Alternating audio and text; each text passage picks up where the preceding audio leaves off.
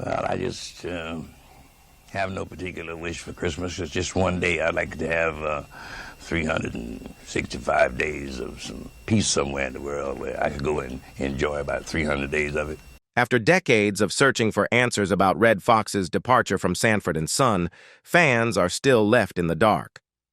One viewer shared, "Redd Foxx won't say anything about his sudden departure from the show. We need an explanation." Demond Wilson, who played Foxx's son Lamont on the show, couldn't stop thinking about revealing the truth for a long time, and finally, at the age of 77, he mustered up the courage to tell it all, despite Redd Foxx's objections. Stay calm to listen to the truth about Redd's departure from Sanford and Son. You may be surprised to find out why Redd Foxx left Sanford and Son. According to Demond Wilson, at its height, Sanford and Son stood out as one of the most beloved sitcoms of the 1970s, capturing the attention of millions of viewers and solidifying its place in television history. Indeed, when Sanford and Son entered the Friday night lineup, it began to dominate the airwaves, pulling in viewers who couldn't resist the witty banter and comedic antics of Fred Sanford and his son. It is widely reported that Sanford and Son was a major factor in the eventual cancellation of The Brady Bunch, a show that was once very popular. Airing on rival networks, the two shows competed for the same time slot, and it soon became clear that Sanford and Son were the audience's favorites. By 1974, The Brady Bunch had been pulled from ABC's lineup, unable to compete with the comedic force that was Fred Sanford. Behind the scenes, industry insiders referred to Sanford and Son as the show that killed The Brady Bunch, as its rise to dominance effectively split the Friday night audience and left the wholesome family sitcom struggling to maintain its viewership. While Sanford and Son were enjoying immense success on screen, tensions were brewing behind the scenes, particularly around the show's star, Redd Foxx. Foxx's portrayal of Fred Sanford had become iconic, and his sharp wit and impeccable comedic timing were key to the show's popularity. However, as the show's ratings continued to soar, Foxx began to feel that he was not being adequately compensated for his contributions to its success. At the start of the show's third season, reports indicate that Foxx was earning $6,000 per episode. This was a considerable sum at the time, but given the show's immense popularity, Foxx believed he deserved a significant pay increase. As a result, Foxx entered into negotiations with the network, seeking a higher salary that reflected his star power and the show's success. Eventually, his salary was increased to $25,000 per half-hour episode, an impressive figure that underscored Foxx's value to the network. At his peak, Foxx would go on to amass considerable wealth, owning 3 large homes, a cosmetic factory, a beauty salon, and 2 luxury vehicles, a $50,000 Rolls-Royce and a $27,000 British Roadster. These acquisitions reflected the newfound wealth and status that Foxx had achieved through his work on the show. Not long after, the relationship between Redd Foxx and the producers of Sanford and Son reached a breaking point when Foxx became embroiled in a high-profile legal battle with Tandem Productions, the company behind the successful show. This clash marked a turning point in Foxx's career, as he fought for what he believed was his rightful share of the show's profits and control over his own contributions. At the heart of the conflict was a $10 million lawsuit filed by Tandem Productions against Foxx, accusing him of failing to show up for work at the start of the new season's taping. Foxx's absence from the set caused immediate disruption to the production of Sanford and Son, a show that had become a staple of NBC's primetime lineup and was highly anticipated by millions of viewers. According to reports at the time, Foxx did not return to the set at the beginning of the new season due to ongoing disputes over his salary, creative control, and ownership stake in the show. Tandem Productions, in response, filed the lawsuit, alleging breach of contract and financial damages resulting from the delay in production. Adding to the drama, Demond Wilson also found himself at odds with the production company. Out of solidarity with Foxx, Wilson chose not to report to work either, resulting in a separate lawsuit against him for his refusal to comply with his contractual obligations. Wilson's decision to stand with Foxx reflected the strong bond the two actors shared, both on screen and off. But it also placed him in the middle of a legal dispute that had significant financial implications for both stars. Beyond his absence from set, Foxx had been making a series of demands aimed at improving his working conditions and securing better compensation. One of the issues Foxx raised was the physical environment of his rehearsal space. He complained that his old rehearsal hall was too confining, making it difficult for him to work comfortably. In response to this, the network agreed to provide him with a new rehearsal hall that had windows, a seemingly minor but important concession in Foxx's view. However, the core of Foxx's grievances went far deeper than just the size of his rehearsal space. Foxx was also pushing for a significant pay raise, as well as a percentage of the show's profits. At the time, he was already making a considerable salary. Reports from the earlier seasons indicate that his pay had been increased from $6,000 to $25,000 per half-hour episode due to the show's high ratings. However, Foxx believed that his contributions to the success of Sanford and Son warranted much more.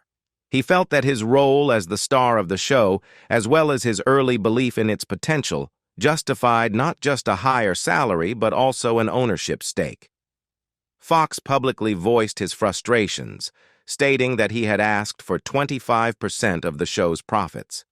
According to him, the network's offer was far less favorable. "They wanted to give me 25% of the producer's pie," Foxx explained, and said it would take 5 years before I could get a piece of the show. "Well, they want to make me look like an idiot." Foxx was particularly angered by what he perceived as the network's attempt to minimize his value and delay his access to the show's earnings, even though Sanford and Son was already a proven hit with a massive following. Foxx pointed out that when the show first aired, it had a built-in audience of around 25 million black viewers, a demographic he believed was central to the show's early success. As Sanford and Son gained popularity beyond that initial viewership, it became a major financial boon for NBC and Tandem Productions. Foxx argued that the show had made millions of dollars, and he wanted his fair share of those profits, especially as the network prepared to sell the syndication rights. The show was slated to be sold to Columbia Pictures for $11 million once it entered syndication, and Foxx felt that he was entitled to a portion of that windfall. Foxx believed that with 25% ownership of the show, he could secure financial stability for years to come. "I figured that if I had 25% of the show, I could make $1 million a year for the next 10 or 12 years, Foxx said, emphasizing the long-term financial benefits of securing a piece of the show's future earnings. His demand for ownership reflected a broader shift in the entertainment industry at the time, as more actors and creatives sought greater control over the projects they helped make successful. Redd Foxx's frustrations with the network were deeply rooted in his extensive career in show business. By the time he was starring in Sanford and Son, Foxx had spent 38 years honing his craft as a comedian and performer. He had built a name for himself in the entertainment industry, starting in the world of stand-up comedy and gaining recognition for his boundary-pushing humor and distinctive style. Yet, despite this wealth of experience and his critical role in the success of Sanford and Son, Foxx felt he was being treated like a newcomer, with little respect for his contributions or his status as a veteran entertainer. This sense of mistreatment was a driving factor behind Foxx's demands for better working conditions, higher pay, and a share in the profits of the show. He believed that after nearly 4 decades in the industry, he had earned the right to be treated with more respect and fairness, both as a performer and as a business person. For Foxx, the success of Sanford and Son was not just a career milestone, but also a moment of cultural significance, and he was determined to ensure that his contributions were valued accordingly. His demand for 25% ownership of the show was, in many ways, a reflection of his desire to be recognized not only as a star, but as a key creative force behind one of television's most groundbreaking sitcoms. Fox's concerns about being undervalued by the network were shared by his co-star, Demond Wilson. In Wilson's memoir, Second Banana, the bittersweet memoir of the Sanford and Son years, he reflected on the challenges he and Fox faced as they worked to break new ground in the television industry. Sanford and Son was one of the first major network shows to feature a predominantly black cast, and it played a crucial role in changing the landscape of American television. For Wilson and Fox, this was a source of pride. They were making history, pushing boundaries, and providing much-needed representation for black audiences. However, despite the show's cultural impact and its success in the ratings, Wilson revealed that he and Fox were treated poorly by the network in those early days. According to Wilson, when they first joined NBC, they didn't even have dressing rooms, except on the days they were shooting. Instead, they were forced to dress in the men's room, a clear sign that the network didn't value them the way it did other stars.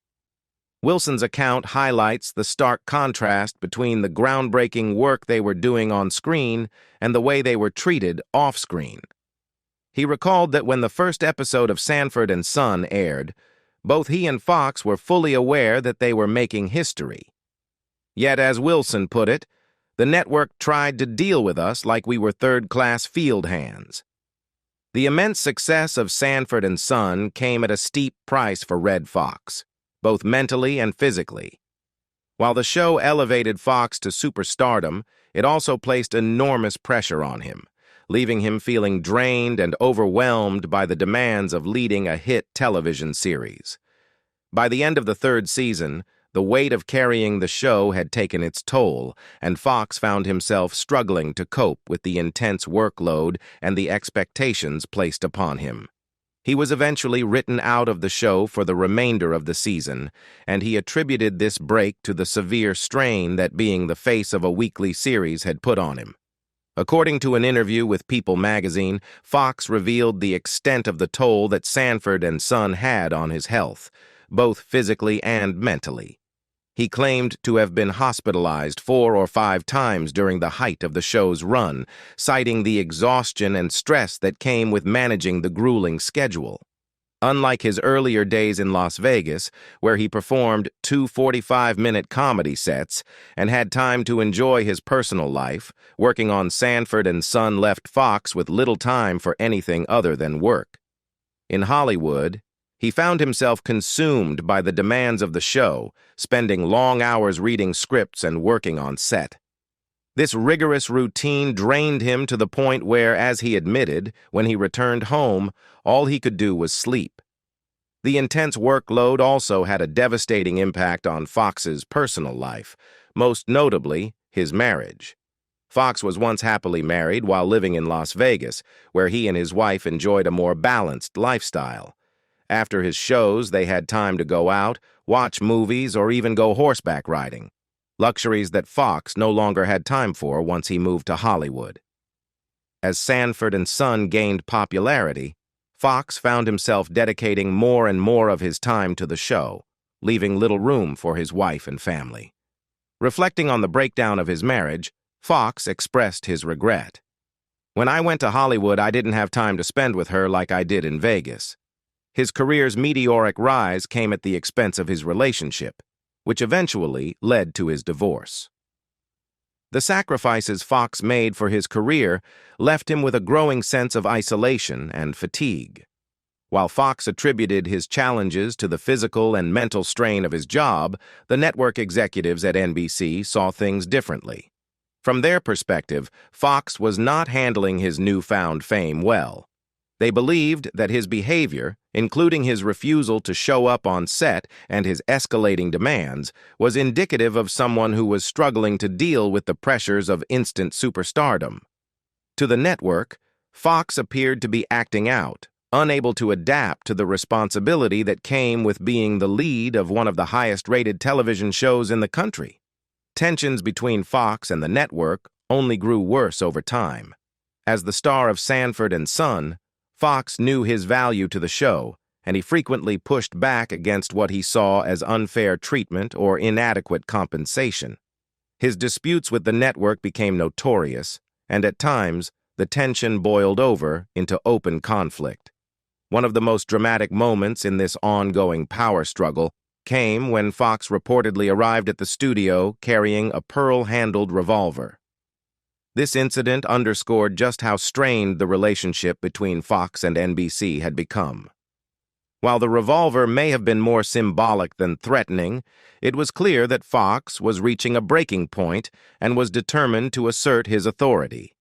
Despite these intense clashes, Fox and the network eventually managed to come to a resolution. The two sides reached an agreement that allowed Sanford and Son to continue for another 3 seasons, ensuring that the show would remain a fixture of NBC's primetime lineup. This truce was crucial for both Fox and the network, as Sanford and Son was a major success, both critically and commercially.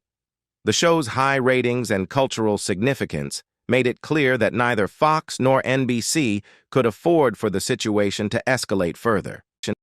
As Sanford and Son entered its 6th season, Redd Foxx was ready to move on. Despite the massive success of the show, Fox had grown frustrated with NBC and the limitations placed on his career.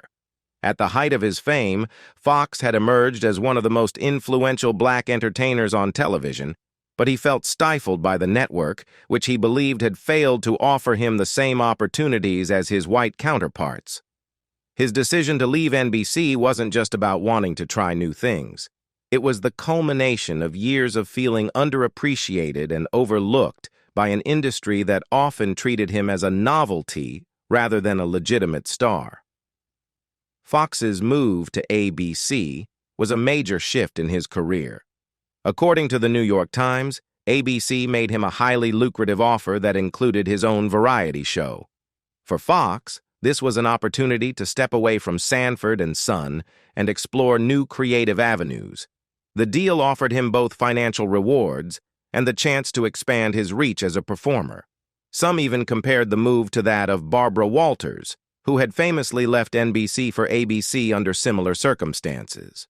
Walters had made headlines as a trailblazing journalist, and Fox's departure was seen in much the same light, a powerful talent looking for new horizons after feeling undervalued.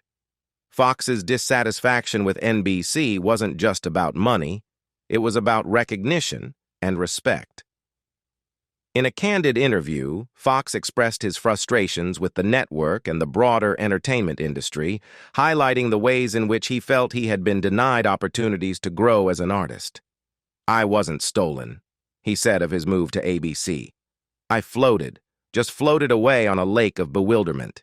He felt fed up with NBC, particularly because he never had the chance to produce his own work or host a special. Fox pointed out that, unlike many other stars in the business, he had never been invited to host The Tonight Show, a clear indication, in his view, of how he was treated differently from his peers. Despite being the star of NBC's top-rated show for 6 years, Fox felt that he had been denied the chance to grow as an entertainer and take on new challenges. For Fox, this lack of opportunity wasn't just a personal grievance. It was also about the larger issue of representation for black entertainers in Hollywood. He saw himself as a role model for many black viewers, particularly young people who watched him every week on Sanford and Son. Fox believed that his success could inspire others, but he was dismayed by the lack of recognition and awards for himself and other black performers. "Many black youngsters watch me every week and know I should win something," Fox said. "They're not idiots.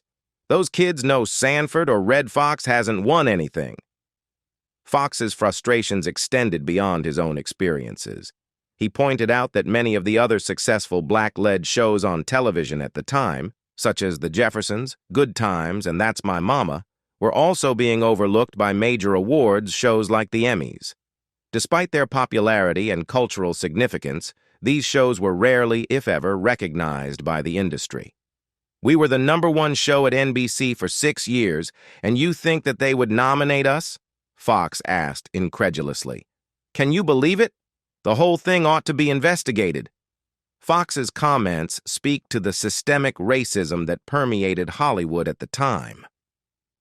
While black-led shows were making strides in terms of representation and popularity, they were often ignored by the predominantly white institutions that handed out awards and accolades.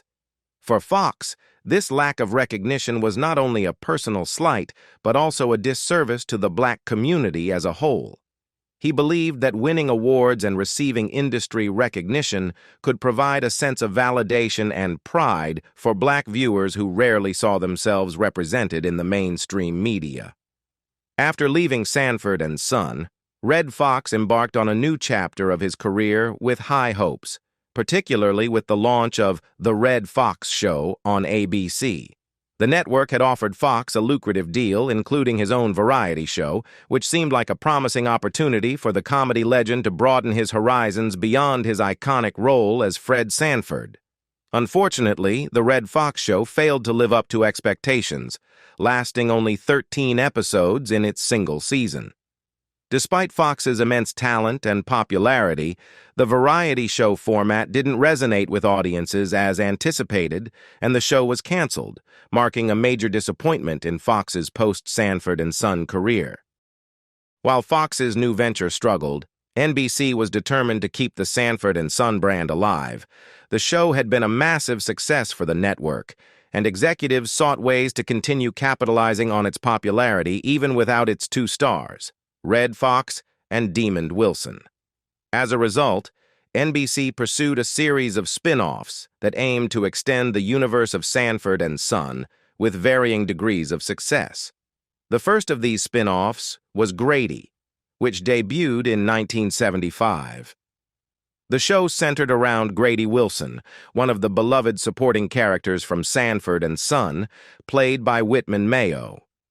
Grady was known for his humorous antics and his close friendship with Fred Sanford, often serving as the comic relief on the original show. NBC hoped that Grady's charm would carry over to a new series, which focused on Grady moving in with his daughter and her family in Westwood, California. Despite the network's efforts to capitalize on Grady's popularity, the spin-off failed to capture the magic of the original series. Grady struggled to find its footing, and after just 10 episodes, the show was canceled. The failure of Grady did not deter NBC from continuing to experiment with the Sanford and Son brand. When Sanford and Son officially ended its run in 1977, the network sought another opportunity to keep the show's legacy alive with a new spin-off, Sanford Arms. This time, the show introduced new characters and a different premise, moving away from the core dynamic of Fred and Lamont Sanford. In Sanford Arms, the story shifted to Phil Wheeler, played by actor Theodore Wilson, who moves into the Sanford home after Fred and Lamont leave for Arizona. Phil, along with his two teenage children, attempts to convert the rooming house next door into a successful hotel. The show aimed to keep some continuity with the original by including familiar faces such as Grady, Whitman Mayo, Bubba, Don Bexley, and Aunt Esther, LaWanda Page. But without Fred and Lamont, it lacked the heart of Sanford and Son. Sanford Arms faced an uphill battle from the start. The absence of Redd Foxx's iconic Fred Sanford character left a gaping hole that the new cast struggled to fill. The chemistry between Foxx and Demond Wilson had been one of the key elements that made Sanford and Son a hit, and without it, Sanford Arms felt disconnected from the original series. Audiences didn't respond well to the new direction, and the show was plagued by low ratings from the beginning. NBC pulled the plug on Sanford Arms after just 4 episodes, making it a short-lived and largely forgotten entry in the Sanford and Son franchise. The failure of Sanford Arms signaled the end of NBC's attempts to extend the Sanford and Son universe without its original stars. Despite the network's efforts, the spin-offs were unable to capture the unique blend of humor, heart, and cultural relevance that had made Sanford and Son such a beloved show. Redd Foxx's departure had left a void that neither Grady nor Sanford Arms could fill, and NBC ultimately moved on from the franchise. In 1980, Redd Foxx and NBC attempted a reconciliation by bringing back Foxx to the network for a revival of his iconic character in the new series, Sanford. This series was intended to recapture the success and cultural impact of the original Sanford and Son, which had ended in 1977. The revival, which simply carried the name Sanford, marked a notable return for Foxx to the network after his tumultuous departure from NBC and his subsequent projects. The details surrounding Foxx's salary for Sanford remain somewhat unclear, but it was known that he had negotiated a substantial deal to return to television.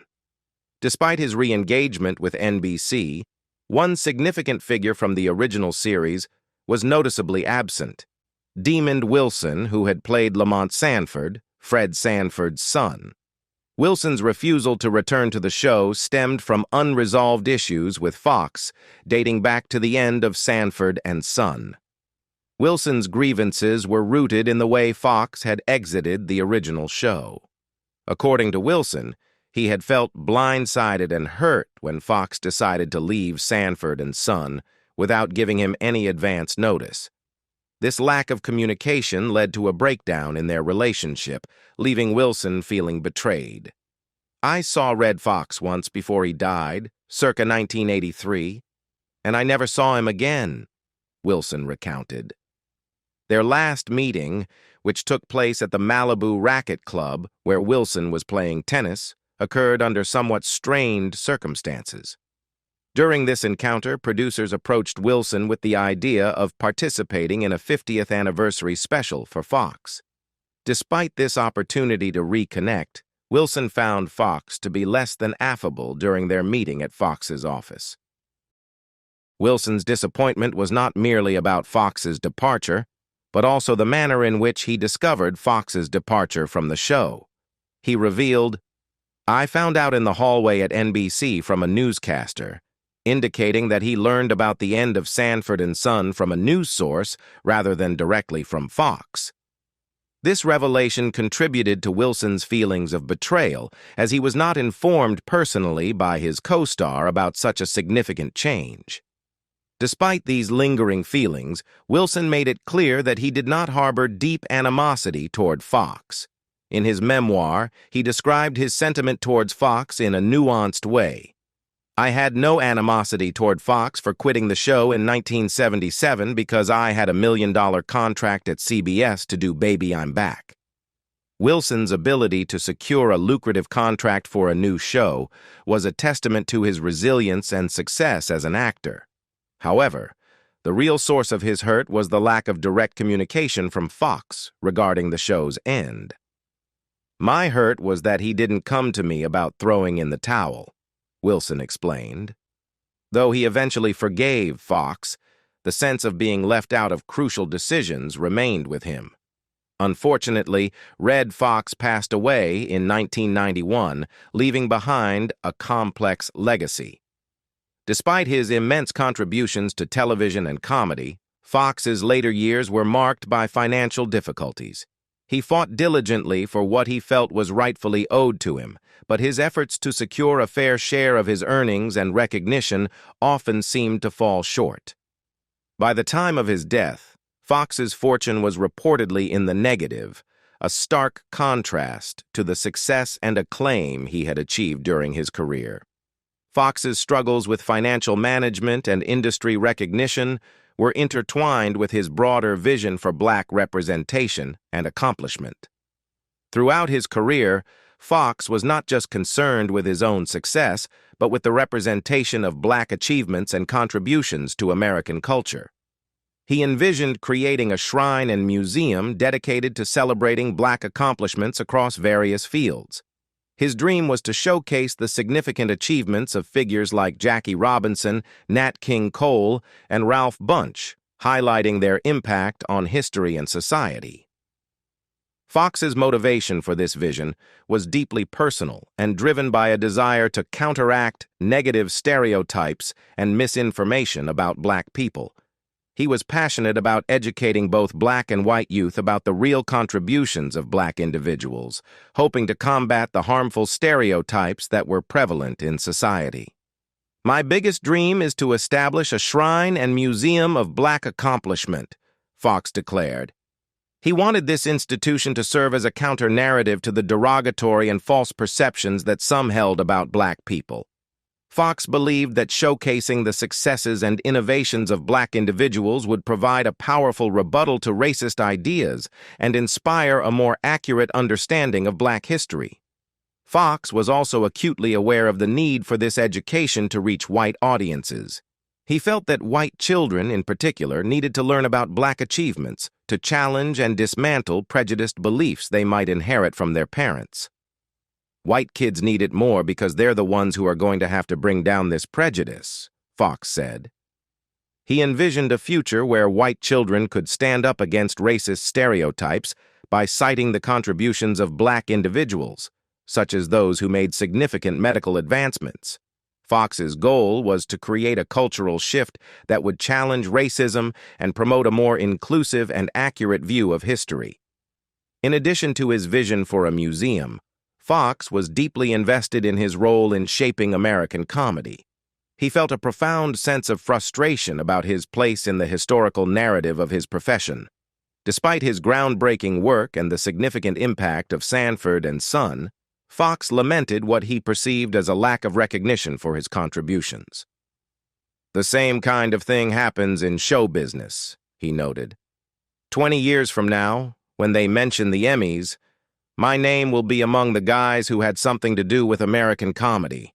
It means that I'm eliminated from the history of my own profession. I didn't do nothing.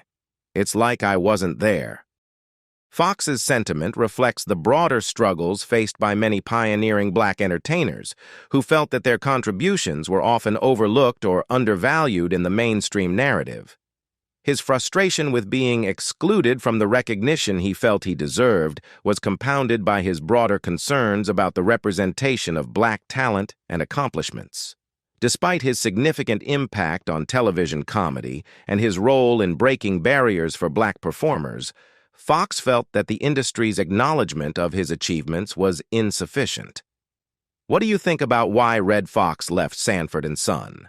Leave us your comments in the section below. We hope you have found this helpful video. Don't forget to leave a like, share, and subscribe to the channel if you like it. Thank you for watching this and see you in the next videos. Goodbye.